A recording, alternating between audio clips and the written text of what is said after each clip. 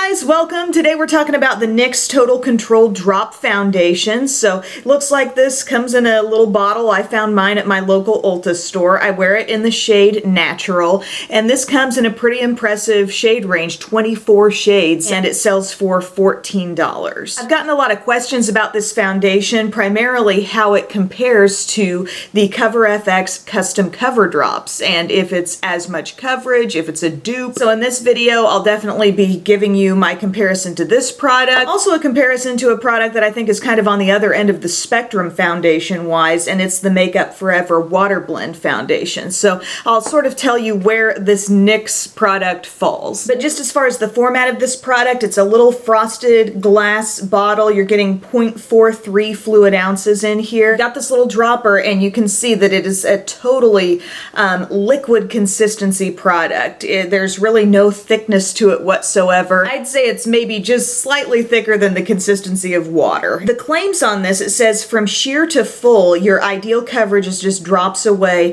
Fine tune this velvety matte foundation. It says want more coverage, add more drops. And there is a brush that they're selling alongside this, and I saw it in the display in my Ulta store. It's called the Total Control Drop Foundation Brush. And from what I could see, it was sort of a dense, slightly angled brush, and so I thought I've got a lot of dense foundation brushes at home that I will use with this, and I didn't feel the need to buy a new brush. The concern for me about this foundation is the fact that I don't think it ever truly achieves full coverage. With the CoverFX custom cover drops, 1 drop, 2 drops, 3 drops, like that truly makes a difference. The thought of using a very small amount of this product or adding just a tiny bit more, like it really has an effect, and you can get just completely full coverage with this. This product is not a foundation mixer so much like the CoverFX custom cover drops are. This is more of a standalone foundation, which NYX claims for it to be, but I just don't think the whole drop by drop concept is quite so accurate. I feel like it's going to take about, 4 or 5 drops to use all over my face. And then before I see any contrast or buildability from that, it's going to be, maybe another several drops. I don't feel like 1 drop, 2 drop, 3 drops. It's not that kind of a drastic effect that you see from this because it is so thin. It's much thinner than the CoverFX custom cover drops. It can build to a medium coverage for me, but it's just not something that's taking me full coverage. I mean, I think about foundations that are full coverage and it's just not doing it. I think about Estee Lauder Double Wear. Even regular Double Wear, not the maximum cover. It doesn't get as full coverage as that. It's not going to get as full coverage as the Urban Decay All Nighter. And again, not a dupe for the function of the CoverFX custom cover drops either. Now, I'm not saying if you wanted to mix a couple drops of something like this in with a moisturizer and just give yourself a very sheer tint of color, you couldn't do that, because I think that's completely an option. The dropper style really lends itself to mixing and blending in with other things, but it's just not going to take you to the fullest coverage place that CoverFX cover drops will. So I want to show you a little bit more about the application right now, and then I'll go into more of a comparison to another foundation product that I think is kind of similar. The way I choose to apply this, which I'm not saying it's like the right way or the only way, but I just drop out a few drops on my finger and I just start spreading that around on my skin, just kind of roughly where I think I'm going to need it. And then once I get that all patched around, I grab my Sigma F80, which I think maximizes the coverage of a foundation like this most. I feel like the consistency of this product is so thin. When I use a sponge with it, there's a tendency for some of this product to almost get more absorbed into the sponge and not so much spread out all over my skin. So I get it all blended in, and what I see is a matte finish. It's not matte to an unnatural extent, it does look nice as far as the overall finish. I can get really close to my skin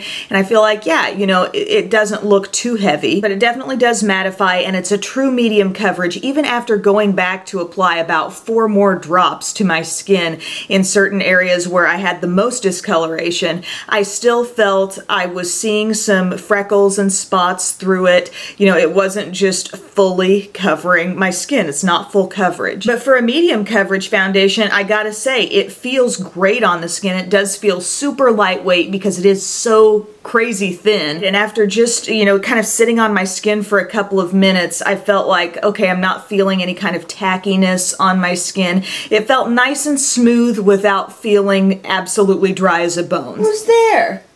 That's me.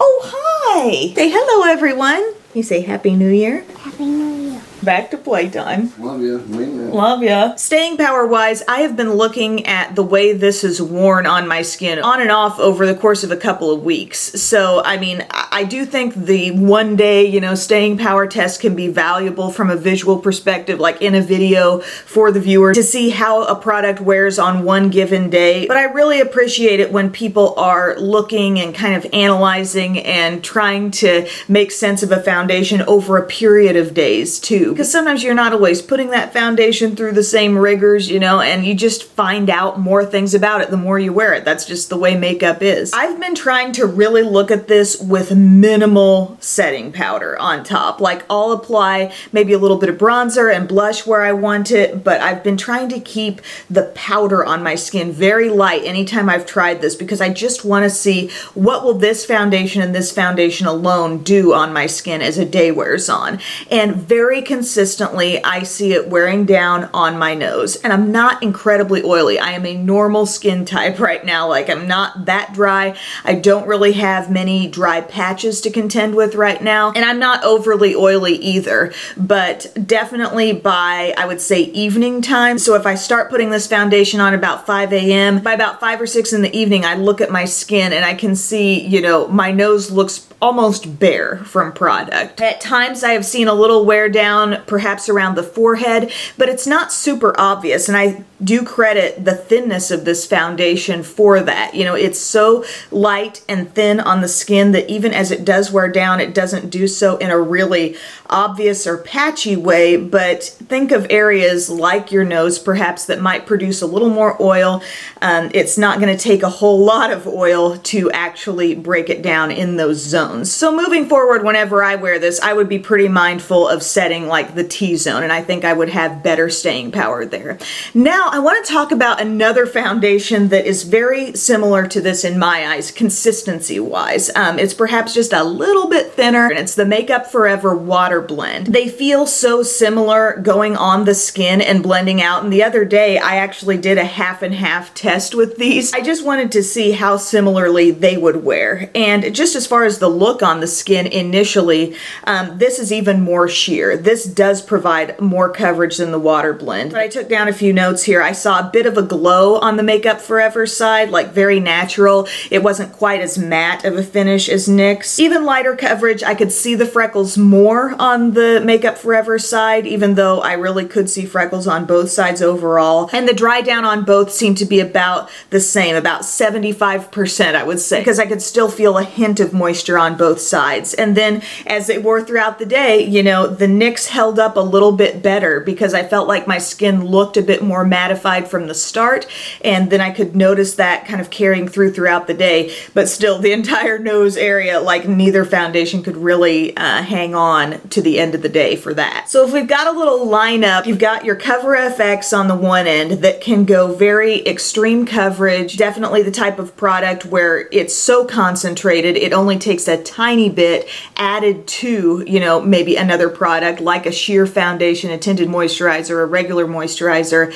It only takes a tiny amount to get an effect from that. This product, the NYX, is kind of in the middle because it's not as concentrated. It's going to be a standalone foundation that you're just going to wear as is. Not that you couldn't mix it, you could mix any foundation, but I think it's designed to be a foundation worn in itself. You can vary the amount of drops that you apply and achieve more coverage, but it does not take you to a full coverage place, in my opinion. And then, you know, at the sheerest end of the spectrum, you've got this Water Blend that feels so similar to the NYX, but not as matte of a look on the skin. But I do kind of see some similarities in staying power, although I think the NYX overall is a little bit better, at least on my skin, that way. So my bottom lines on this foundation would be the things I like about it. First off, the thin texture I think is really nice. It feels good going on the skin. If you apply it with fingers, you do feel kind of an easy to blend velvety softness with this. And I like that it's buildable because I can, start in one place, I can add some more, but I feel like whereas with custom cover drops, adding one drop makes a difference. With this, adding one drop doesn't so much make a difference. You got to add like maybe 4 to 5 drops to really see a pronounced difference on your skin coverage wise. And even with that, I feel like at times I've used a lot of this product and just have not achieved full coverage. So that would be one of the cons, is that I don't think it takes you completely full coverage. I also don't think it's a foundation that's really built for staying power either. I look at kind of one of the gold standards in both of those categories would be like an Estee Lauder Double Wear.